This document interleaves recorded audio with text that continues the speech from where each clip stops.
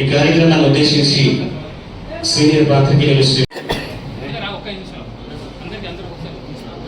సోదరులు press club అధ్యక్షుడిగా రెండో వారు మూడో వారు ఎన్నికైన సందర్భంలో జయంత్ గారికి హృదయపూర్వకంగా మా తరఫున మా సోదర గౌరవ మంత్రివర్గ సోదరుడు పొన్నం ప్రభాకర్ గారి తరఫున మా సోదరులు ఆది శ్రీనివాస్ గారు, మహేందర్ రెడ్డి గారు, మృత్యుంజయ గారు, మా library committee chairman Satyanarayana Goud గారు అందరి పక్షాన వారికి హృదయపూర్వకంగా శుభాకాంక్షలు తెలియజేస్తా ఉన్నాం. ప్రెస్ ఒక ఫోర్త్ ఎస్టేట్ గా మరి అనేక సందర్భాల్లో ఈ ప్రజాస్వామ్యాన్ని పటిష్టంగా ముందుకు నడుపుతున్న తరుణంలో మరి ప్రెస్ కు సంబంధించిన మరి వారి మిత్రులందరి వారి సంక్షేమం, వారి హక్కులను కాపాడే ప్రయత్నంలో క్లబ్లు ఏర్పడ్డాయి. ఈ క్లబ్లకు సంబంధించి ఏ ఆదర్శంగా నిల్చొని పనిచేయాలో అదేవిధంగా పనిచేస్తూ ఉన్నాడు జయంత్ కనుక మూడోసారి ఎన్నిక కావడం జరిగిందని మేము భావిస్తా ఉన్నాం. మరి ప్రజలకు, ప్రభుత్వానికి ఒక ప్రత్యేక వారధిగా నిలిచి మరి సత్యదూరమైన పలుకులు ఎవరైనా పలుకుతే దానికి క్షుణ్ణంగా ఆలోచన చేసి ప్రజలకు సత్యాన్ని చేరదీసే దిశలో మీరు ఎల్లప్పుడూ ప్రయత్నం చేస్తా ఉన్నారు. ఇంకా ప్రయత్నం చేయాల్సిందిగా కోరుతూ మరొకసారి వారికి అభినందనలు తెలియజేస్తూ ప్రెస్ క్లబ్ కు సంబంధించిన సోదరులు, దీనికి సంబంధించిన కమిటీ సభ్యులకు కూడా ఈ సందర్భంలో హృదయపూర్వకంగా శుభాకాంక్షలు తెలియజేస్తూ, ఎందుకంటే ఇంకో ప్రోగ్రాం ఉంది. ఆకల జయంత్ కుమార్ అంటే మీ పేరు అనే నేను ప్రెస్ క్లబ్ బాధ్యత మీ హోదా నా కర్తవ్యాలను నిష్పాక్షికంగా నిర్వహిస్తామని క్లబ్ సదస్సుల సంక్షేమానికి కృషి చేస్తానని రాగద్వేషాలకు అతీతంగా క్లబ్ సభ్యుల అభివృద్ధికి పాటుపడతానని గౌరవ మర్యాదలకు భంగం కలగకుండా వ్యవహరిస్తానని మనస వాచ కర్మమే త్రిశీకరణ శుద్ధితో దైవ సాక్షిగా ప్రమాణం చేస్తున్నాను. జర్నలిస్ట్ ఐక్యత, జర్నలిస్ట్ ఐక్యత. అందరి శుభం, అందరి నమస్కారం. మీ సమస్య ప్రభుత్వం తరఫున అతిథులందరికీ పుష్పగుచ్చాలు సమర్పిస్తారు. ఇప్పుడు సీనియర్ పాత్రికేయులు శ్రీ భద్రాచలం గారు, అలాగే టీవీ నారాయణ గారు.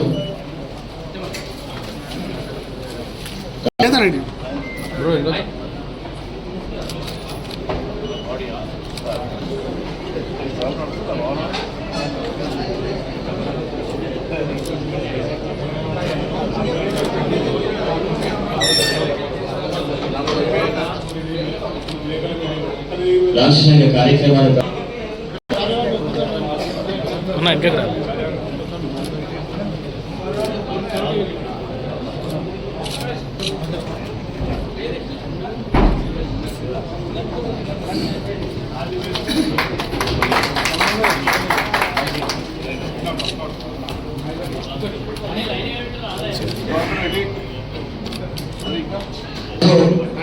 సిరిసిల్ల ప్రెస్ క్లబ్ అధ్యక్షుడిగా తిరిగి ఎన్నికైన జయంత్కు శుభాకాంక్షలు తెలియజేస్తూ ప్రభుత్వానికి ప్రజలకు మధ్య వారధిగా ఉండి జర్నలిస్టులుగా ప్రభుత్వానికి సంబంధించి అనేక ప్రజా సమస్యల దృష్టికి తీసుకొచ్చే విధంగా సిరిసిల్ల జర్నలిస్ట్ యూనియన్ పనిచేయాలని ఆకాంక్షిస్తూ నూతనంగా ఎన్నికైన అందరికీ కూడా హృదయపూర్వకంగా శుభాకాంక్షలు. ఇప్పుడు గౌరవనీయులైన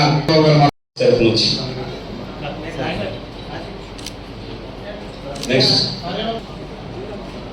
వెంకటాల శ్రీనివాస్ సహాయ కార్యదర్శి,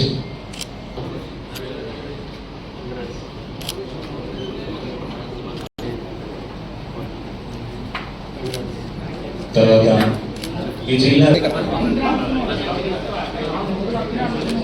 తర్వాత మానవ స్వచ్ఛంద సంస్థ నిర్వాహకులు కార్యవర్గాన్ని అభినందిస్తారు.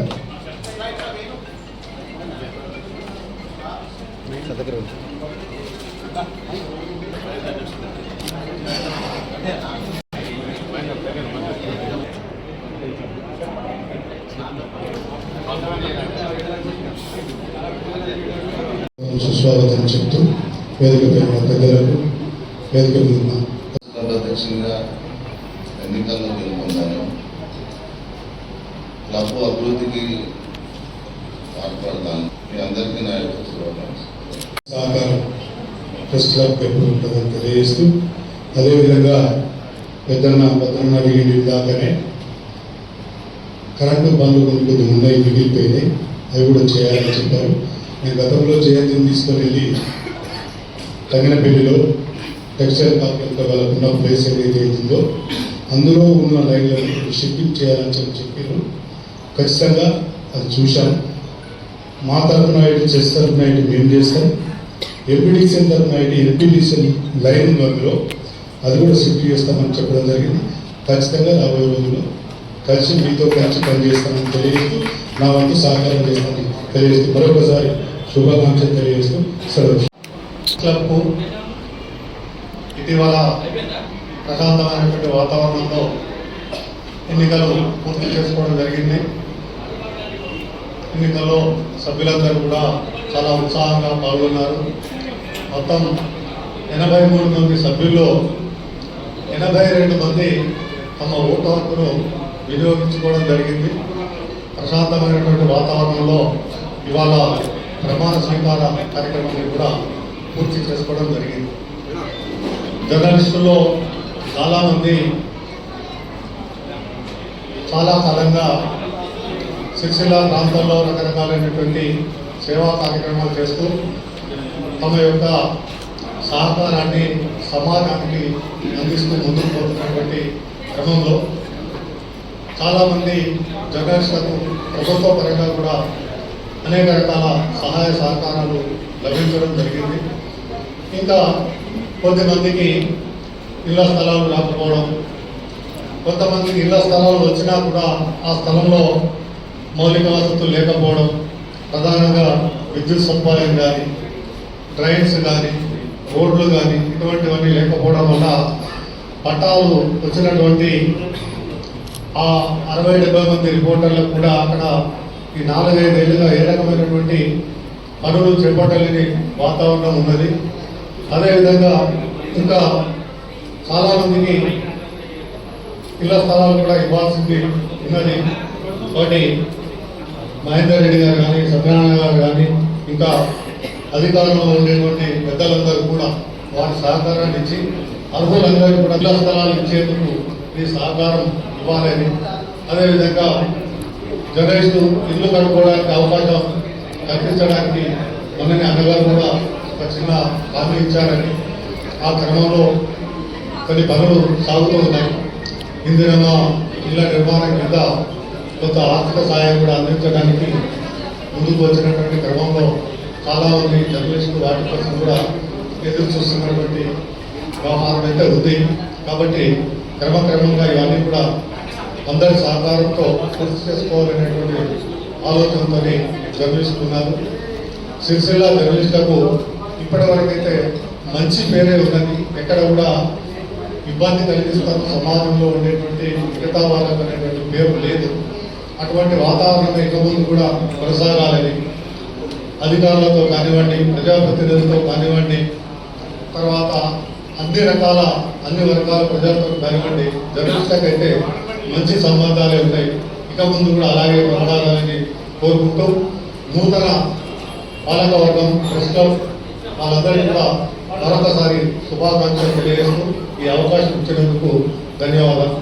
ప్రెస్ క్లబ్కు నూతనంగా ఎన్నికైన మిత్రుడు జయంత్ గారు, అలాగే వారి బృందానికి నా ఉదయపూర్వక శుభాకాంక్షలు తెలియజేస్తూ ఎన్నికలన్నీ కూడా ఒక సుహృద్భావ వాతావరణంలో ఆరోగ్యకరమైన పోటీల్లో జరగడం చాలా సంతోషం. ఇంతకుముందు పెద్దలందరూ కూడా మాట్లాడుతూ వస్తున్నారు. ప్రజాస్వామ్యానికి ఈ యొక్క ప్రెస్ అనేది ఒక 4వ స్తంభం. 4 స్తంభాలు ఉంటే అందులో ఇది కూడా ఒక మూల స్తంభం. ఈ యొక్క ప్రెస్ ప్రెస్ అంటే చాలామంది ప్రజాస్వామ్యయుతంగా ప్రజల పక్షాన ప్రజల కొరకు ఎప్పటికప్పుడు స్పందిస్తూ వారి యొక్క సమస్యలను ప్రభుత్వం దృష్టికి తీసుకెళ్ళి ప్రజలకు వారధిగా ఉండుకుంటూ ఇంతకుముందు పెద్దలు మాట్లాడుతున్నారు గన్ను పెన్ను దన్ను అని. కాబట్టి ఆ దన్నుగా ఉండడానికే ఈ వ్యవస్థ ఉండాలి. గన్ అనేది దన్నుగా ఉండాలి. కానీ ఇవాళ చాలా మంది ఏమైతుంటే మారుతున్న వాతావరణంలో ఈ సమాజంలో న్యూస్ అంటే ఇంతకుముందు నార్త్ ఈస్ట్ వెస్ట్ సౌత్ అంటే 4 పక్కలను కలుపుతూ అన్నింటి యొక్క సమాచారాన్ని మంచి చెడును కూడా సేకరించి ఈ సమాజానికి ప్రభుత్వానికి ప్రజలకు ఎప్పటికప్పుడు చేరవేసి ఒక నిశితంగా పరిశీలించి పరీక్షించి ఛేదించి చోదించి ఇలా ప్రజల వద్దకు తీసుకెళ్లి ప్రభుత్వం దగ్గరకు తీసుకెళ్లి ఆ సమస్యల పరిష్కారానికి దోహదపడేది. కానీ ఇప్పుడు న్యూస్ ఛానల్ అంటే న్యూస్ ఛానల్ అవన్నీ కూడా వ్యూస్ ఛానల్గా మారిపోయినాయి. న్యూస్ పక్కకు పడిపోయింది కదా, వ్యూస్ అయిపోయినాయి. అంటే దానికి కారకులు ఎవరు అనేది మనకు ప్రశ్నించుకున్నట్టయితే దానికి కారకులు ఎవరినో మనం బ్లేమ్ చేయాల్సిన పని లేదు.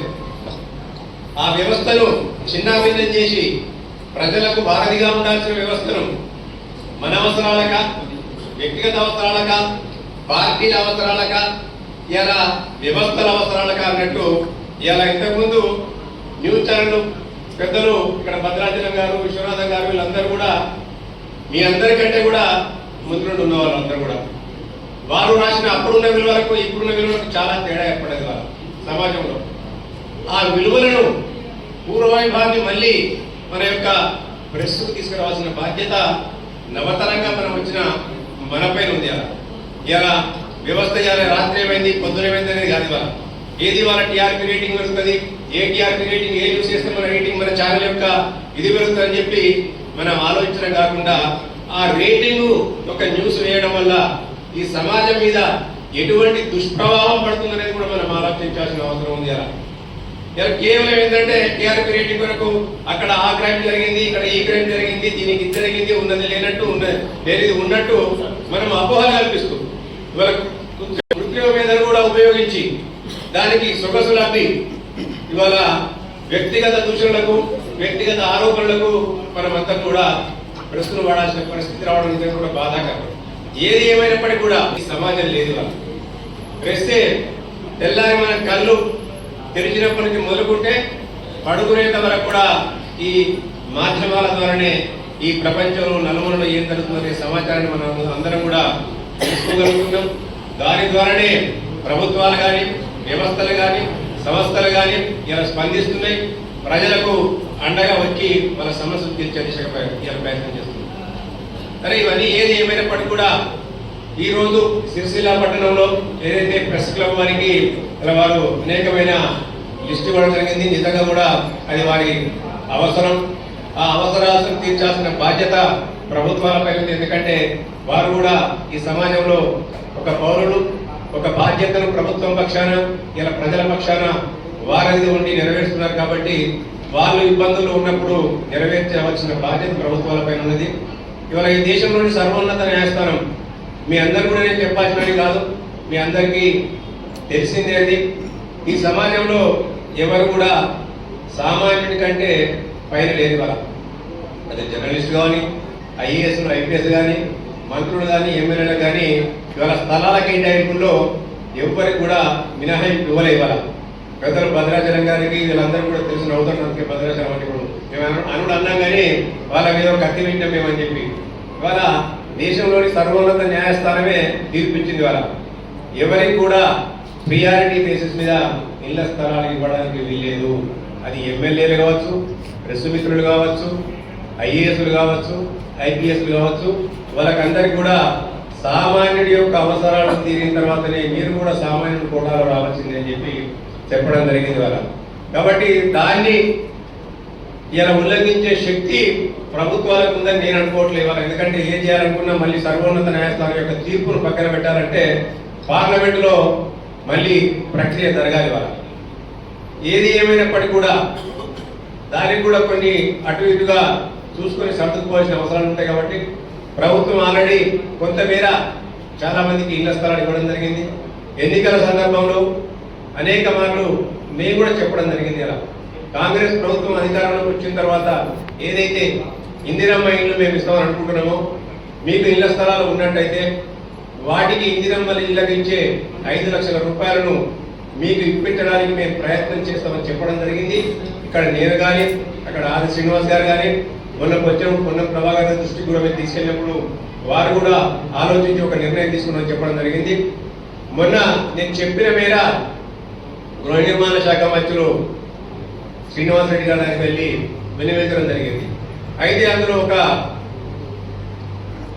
అది ఉంది, ఏమనంటే మార్పు ఉంది. ఏమనంటే ఇందిరమ్మ ఇల్లు వేయడం కేవలం మహిళలకు మాత్రమే, మహిళలకే ఇవ్వాలి ఇందిరమ్మ ఇల్లు.